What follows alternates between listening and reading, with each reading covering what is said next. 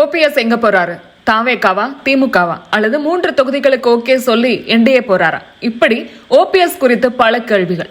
OPS ஒரு முடிவு எடுக்கிறதுக்குள்ள அவருடைய ஆதரவாளர்கள் ஒவ்வொருத்தரும் அவருக்கு டாடா காட்டிட்டு போயிட்டாங்க.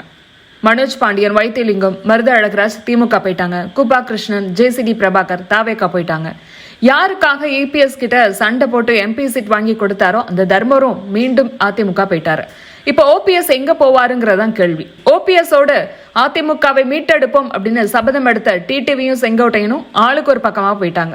ஓபிஎஸ் பொறுத்த வரைக்கும் இப்போது அவர் நெருக்கம் காட்டுறது திமுக கிட்டதான். அவர் என்டிஏ கூட்டணிகள் சரி முடிவை எடுத்திருந்தால் மோடி தமிழ்நாடு வரதுக்குள்ளாகவே கூட்டணி முடிவு அறிவிக்கப்பட்டு டிடிவியோட சேர்ந்து அவரும் மேடையேறி இருக்கணும். ஆனா இல்ல.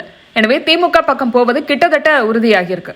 ஏன்னா என்டிஏ கூட்டணியில 3 சீட்டை தாண்டி தர வாய்ப்பில்ல அப்படின்னு சொன்ன நிலையில அவர் அந்த பக்கம் போக ஆர்வம் காட்டல. அதே போல 3 தொகுதிகளுக்கு மேல கொடுக்க பாஜகவும் ஆர்வம் காட்டல அப்படின்னு சொல்லப்படுது. எனவே திமுக பக்கம் போக தயாராகி வரார் ஓபிஎஸ் அப்படின்னு சொல்றாங்க. இதுல கேள்வி என்னன்னா, அவர் திமுகவிலே இணைகிறாரா அல்லது கூட்டணியா போறாரா அப்படிங்கறதா. திமுகவை பொறுத்த வரைக்கும் ஏற்கனவே கூட்டணியில ஏகப்பட்ட கட்சிகள் இருக்காங்க. எனவே ஓபிஎஸ்ஐ திமுகவிலே இணைக்கக்கூடிய முயற்சி தான் அமைச்சர் சேகர் பாபு மூலமா நடக்குது அப்படின்னு சொல்றாங்க. இதை உறுதிப்படுத்தும் விதமா சட்டசபை கூட்டத்தொடர் முடிவடைந்த பிறகு சபாநாயகர் அப்பாவு அறையில் ஓபிஎஸும் சேகர் பாபுவும் ஆலோசனை நடத்தியதா செய்திகள் வந்தது.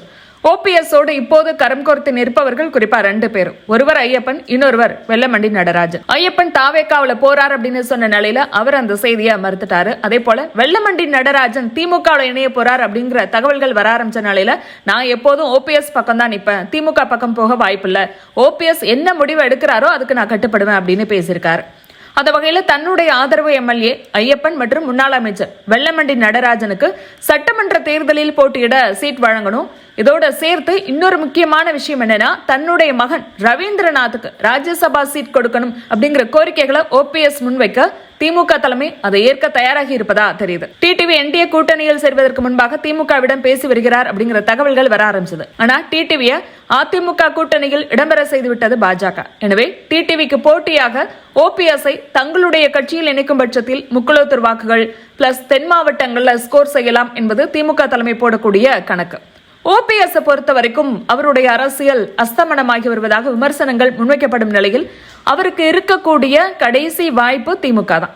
அது மூலமா தன்னுடைய அரசியலில் புதிய அத்தியாயத்தை தொடங்க வேண்டிய கட்டாயத்தில் இருக்கும் ஓபிஎஸ் இது தனக்கு மட்டுமல்ல தன்னுடைய மகன்களுக்கு அரசியல் எதிர்காலத்தை உருவாக்கி கொடுக்கும் அப்படின்னு நம்புறாரு. ஓபிஎஸ் திமுகவில் இணைந்தால் கட்சியிலும் ஆட்சியிலும் தன்னுடைய இருப்பை காட்டிக்கொள்ள முடியும்.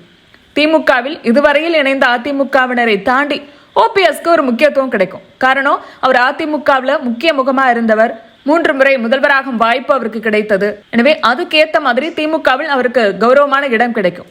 எனவேதான் திமுகவை தன்னுடைய தேர்வாக வைத்துள்ளார் ஓபிஎஸ். இருப்பினும் ஓபிஎஸ் திமுகவில் இணைவதன் மூலம் திமுகவுக்கு அது எந்த வகையில லாபமாகுது, தேர்தல் களத்துல ஓபிஎஸ் மூலமா திமுக பெறப்போவது என்ன அப்படின்னு பார்க்கலாம். இது குறித்து உங்களுடைய கருத்து என்ன அப்படிங்கறத கமெண்ட்ல பதிவு பண்ணுங்க. மறக்காம சப்ஸ்கிரைப் பண்ணுங்க.